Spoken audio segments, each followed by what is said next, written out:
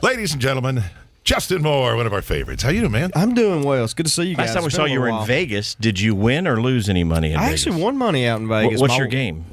We played craps mostly. My wife likes blackjack, but we won like $1,500. Is that right? Now, those kind of things, you get out when your wife goes, your kids stay home with grandma and grandpa, you get to have like a weekend date? Yeah, what we started doing, this was, 6-7 years ago now, is we started making it a couples trip. So we go out for obviously the awards and go out and spend 3-4 nights out there, and we've convinced 4 or 5 couple friends of ours just start going with us every year. So it's kind of fun. Yeah. But it's kind of a working trip for you. You can't really enjoy it. Yeah, I mean, they go hang by the pool and do all that, and they can stay up later than I can because we get up and do the remotes and all that stuff. And they can make fun of me because I'm like the old man of the group because I got to get ready to work the next day. Or we, at times we'll play shows out there and stuff. But it's not a ton of work, though, really. I mean, it really isn't. You're smart because sometimes some of them go out there and they party all night long, and then they feel like crap. Well, I'm going to pace myself. Well, that was me about 7-8 years ago. You got smart. It just hurts worse than it did waking up in the morning, back then. Yeah. So. Of course, we're in Indianapolis, so we're on Eastern time. We go out to Vegas. It's on, Mountain time? I don't know how you guys do, or you're performing in a different time zone every night.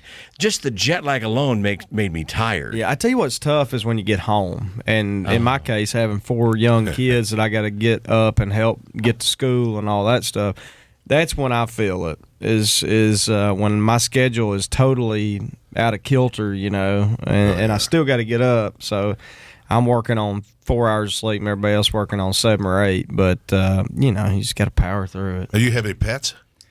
Unfortunately, yeah, we do have pets. We've got a little dog, but the ones that cause us the most problems are the 2 Great Danes, who are 160 and 180 pounds. Those are house horses, and still don't know how to behave, even though they're almost 3. Those tails are dangerous. They are, man. Yeah, they're knocking pictures off the walls. And so, Justin Moore, big-time country star, does he pick up dog poop? Come on. Well, they do at least crap outside now. So you don't, but I mean, do you go pick it out of the yard or you just leave it in there? I mean, I have, yeah. If we got like guests coming over or something and it needs to look good. You need to get the record label, get you some dog a pooper scooper. Yeah. Have you seen those kind? You should not have to do that. You're Justin Moore. They don't have pooper scoopers for those size. They are huge. Yeah, it's called a shovel. It's a backhoe to get that exactly. out. Well, tell us about the new album. Yeah, I'm excited about it. It's our 5th album, which is hard to believe, but 5. Wow. Yeah, we 12th year to do this now. Does it feel the same or different? You know what? About this album specifically, to be doing this as long as I have and be able to say that it's not only my favorite album that we've done, what I believe to be the best album that we've done, far and away, but I had the most fun making this album of any album. So I think that's pretty special to be able to say that, and a lot of that's due to you guys at Country Radio supporting us and the fans and my record label, I come in with a concept and they go, run with it, man, go for it. That's good to have that freedom. Is number 5, was it easier than number 4 and 3 and 2 and 1? Yeah, definitely. Yeah. I think anything. I mean, you guys have been doing this a lot longer than I have, but I'm sure that you would say that this show is easier than the first few you did. Oh, it's a lot of work. You get a lot more comfortable. And, yeah. There's no lack of work, obviously, but I think you just get more comfortable the longer you do something. Obviously, if not, you're in the wrong business, and you probably ought to go do something else. Do you take more control of the finished product, or do you still rely on the producers and the experts? Over the years, I definitely have a bigger voice, especially on your first album. You're just kind of just doing whatever people tell you to do. Fortunately, I was able to be really involved from the get-go, but that's not always the case. And so I'm always real. I don't want to co-produce the album, even though I pretty much do co-produce the album. You know what I mean? So, because I don't want to sit in there and listen to me go, I was pointing at you 50,000 different ways and pick the one that we like. I'm like, God bless you. I don't really enjoy being in the studio, to be honest with you. It's better than picking up dog poop out of my yard. But it's, but it's not the funnest part of this business to me. So I'll leave the producers and the engineers to what they enjoy doing, which is that. So we're talking with Justin Moore. What's the hardest job you've ever had? Ooh. The hardest or the most humiliating? Well, we'd like to hear both, actually. The hardest was probably roofing houses. My mom and dad owned a barbecue restaurant when I was growing up, and I didn't think it was. I always worked there.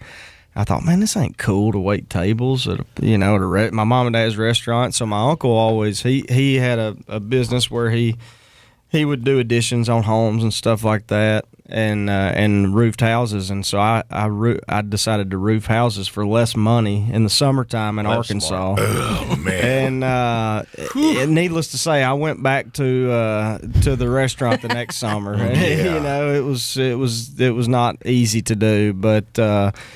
Outside of getting a tan, that was about the only good thing that came from it. But it's heat stroke. And then the most humiliating was when I was in Nashville. We've probably talked about this in the past. Me selling meat out of the back of my truck. I do remember this. Yeah, that was good night. Were you good at it? Yeah, were you successful? I was successful, which is, I'm probably wanted for malnutrition issues. Did you keep it iced down? Not particularly. Oh, no. Not good. But no, that was, and at the time I had a publishing deal, so I got paid to write songs. I'm writing with these big songwriters in town, but I made $12,000 a year doing that.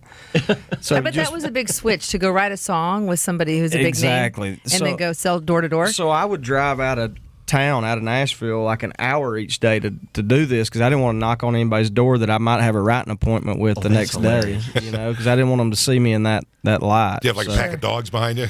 Yeah, it was as ridiculous as you can imagine it being. Do you remember much about it? Like what you were selling? I've tried to forget. Okay, yes. But yeah, we sold steak, chicken, seafood, and pork, and it was just a total racket. I mean, it wasn't like the Swans man is legit. Yeah, sure. This you was weren't not legit. No.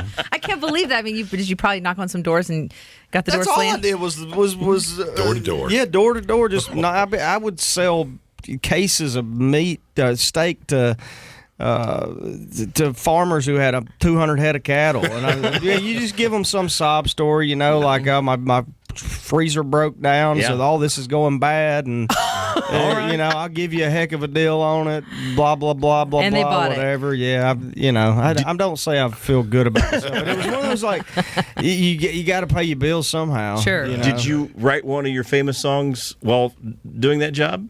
Look back now and go, I wrote I wrote. I mean, most of my first album I wrote during that time period. Never gonna be able to listen to that again now without thinking of that. Exactly. So it was ridiculous. I'm fortunate that I've not had to revert back to those times. You're way beyond that now.